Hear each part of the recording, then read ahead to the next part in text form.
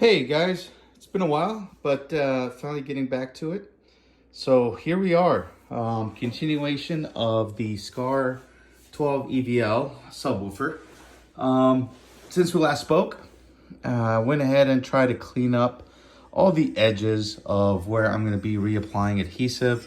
So this is where the surround is going to be attached. And again, I used a Dremel tool with a sandpaper attachment where I can go ahead and clean off all the previous epoxy or adhesive and get a nice clean surface. That way when I do apply it, it really has a strong hold. I also did the same thing on the inside. This is where the spider is going to be remounted and again held with additional epoxy. So again, nice clean surface. So when you put it back on there, it adheres, adheres nice and becomes a really strong mounting point. So in parallel, what took me so long was actually waiting for the coil as well. So finally got the coil from the guys at Robot Underground and was able to kind of just slide it in here. So 3-inch diameter, 4-layer aluminum coil. This looks black because of just the epoxy that they use around it to encapsulate it. What you'll see is there's different types of voice coils. They're either aluminum or copper, and they both have advantages, disadvantages.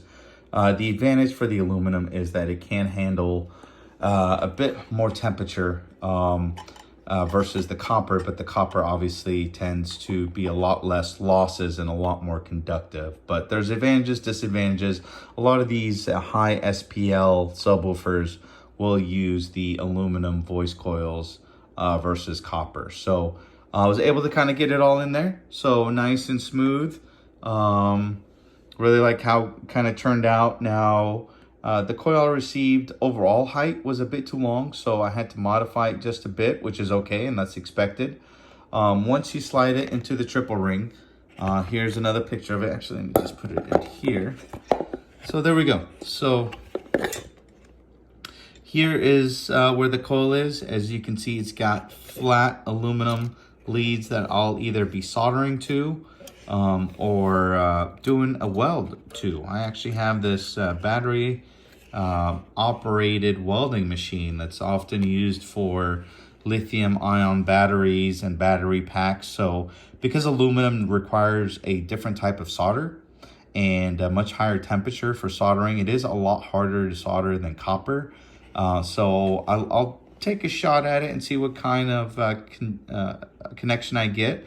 But again, I've got the leads that are currently attached to the tensils on the very bottom. So there are your 2 tensile leads, and there's your 2 copper looking, which as mentioned in the last video is just polyimide coated aluminum wire. Could be copper, I don't know, but I'm guessing it's aluminum. And then you've got your aluminum straps here as well. And it looks like they're just tinned, or could possibly just be regular aluminum not being tinned. As you can see, I left the dust cap on. That way when I put it on and close everything up, nice clean finish. So there we go. And even pushing on this now, looks pretty good, but I've got some work to do. So the intent now is, now with this being in, one thing I do want to point out is when you put the coil in there, when I disassembled the damaged one, I did take all the measurements. And part of the measurement I took was also ensuring that there's a specific height from the bottom of this to the bottom of the ring that's exposed. You don't want it too short where you stick it in a lot further, or you don't want it too long, because both ways will eventually destroy the subwoofer.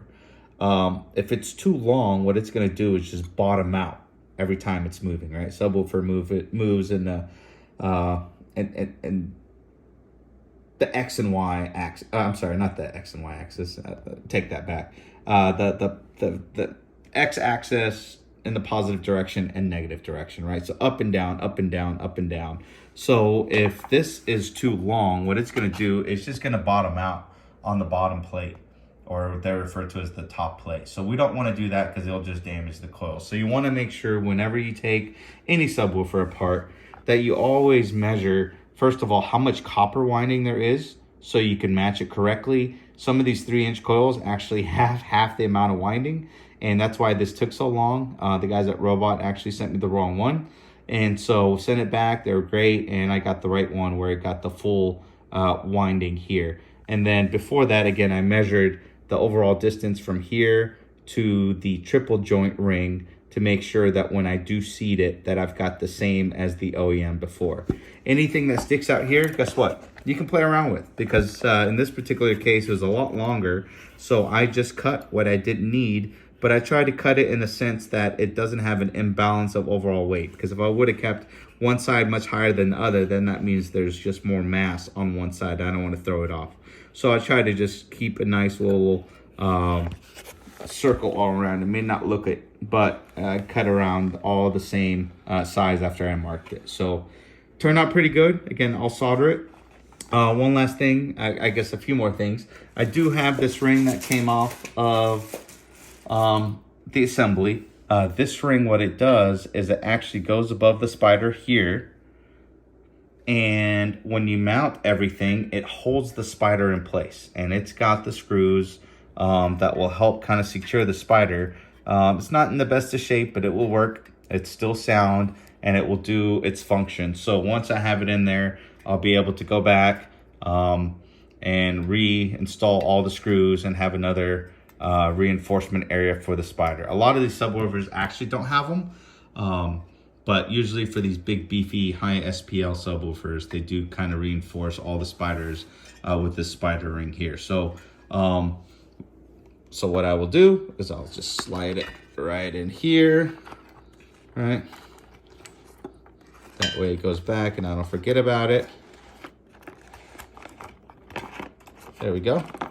So now when I put it back on, I'll be able to put it back on and have the ring right there and secure all the screws. So pretty straightforward in that sense.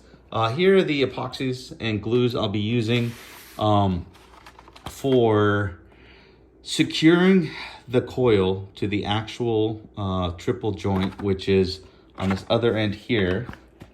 This is where you want to always make sure you have the best epoxy that you can at this triple joint. And so I'll be using the good old Loctite 5-minute epoxy, really strong hold. So before I do, I'll clean off with a little bit of rubbing alcohol without making sure I don't soak it so it doesn't ruin anything here, and just make sure it's dry before I put it on. And so I'll clean off all the residue after I solder. I'll put all of the epoxy around here, ensuring that it doesn't seep down in between the coils. So if you have any gaps in between, again, make sure you pay attention, because it will leak and go down your coil, and you don't want that. And once it dries, I'll come back from the back end, and I'll actually put just a little bit on this edge as well to help secure it from both the top and the bottom. So that'll be pretty straightforward. So I'll use a 5-minute epoxy for that. I did find in the E6000 when I went to the store. This looks like it's equivalent. I've always liked Gorilla products, so why not? I'll give it a shot. In fact, somewhere it says, hey, yeah, use like E6000. So E6000 is this really strong rubberized material, and that's what's really common for a lot of these subwoofers. So I'll end up using this. It's clear, so I'll use that for the surround. As you can see, the surround had this clear kind of silicone finish on it, so I'll try to take as much as I can off, so that way it has a pretty good bond to the top ring. I will also use the E6000 for the spider to hold it in place. Now I can use that, or I can also use RTV, which I have here. I like to use Permatex, really good stuff, silicone RTV, really pure, excellent bonding, very high temperature, and it's got that rubberized, finish. So I like these three used interchangeably, but I will always recommend that you use this 5-minute epoxy for where you really need the strongest bond, and that's right here at this triple joint where the cone meets the spider meets the voice coil. All right. And after that, once I get it tested, I'm thinking I might have to just pull this off, because what I like to do is run my subwoofers without the dust cap to make sure there's no grinding, or if I don't have to reseat it. And so once I get everything all set up, so let me take a shot over here. And move this a little bit. Sorry about that.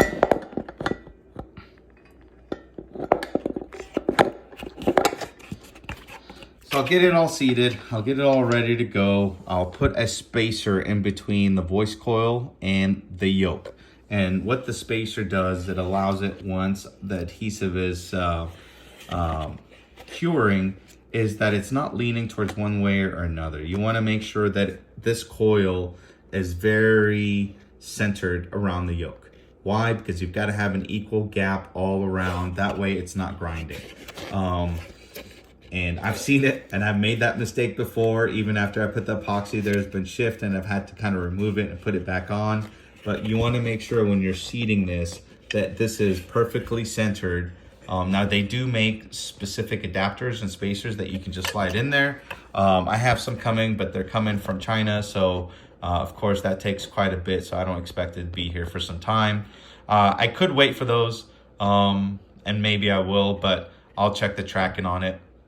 But they do make them in different sizes, 3-inch, 2-inch, 2.5, etc. And they're great. You slide them in there, it keeps it centered. That way you can go ahead and put all of your epoxy around the coil.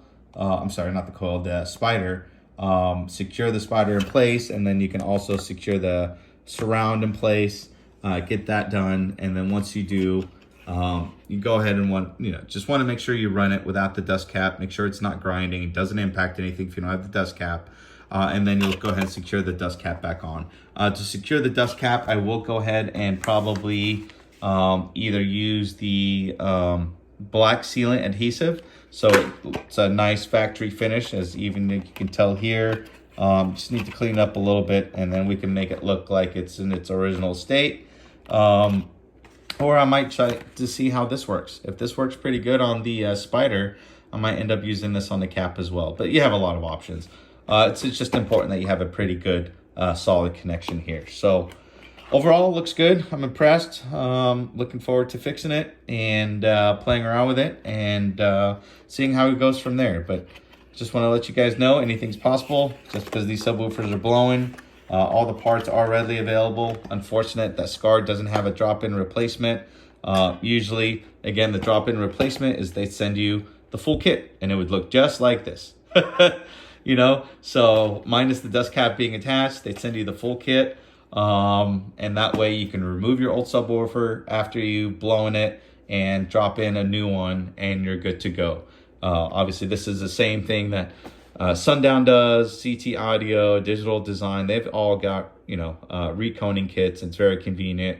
Just unfortunate that Skar doesn't sell it. I would imagine it's another revenue stream for them, but I'm sure they made a business case where they felt like it wasn't feasible. So stay tuned. I will get it all put together, and we should be rocking and rolling in no time.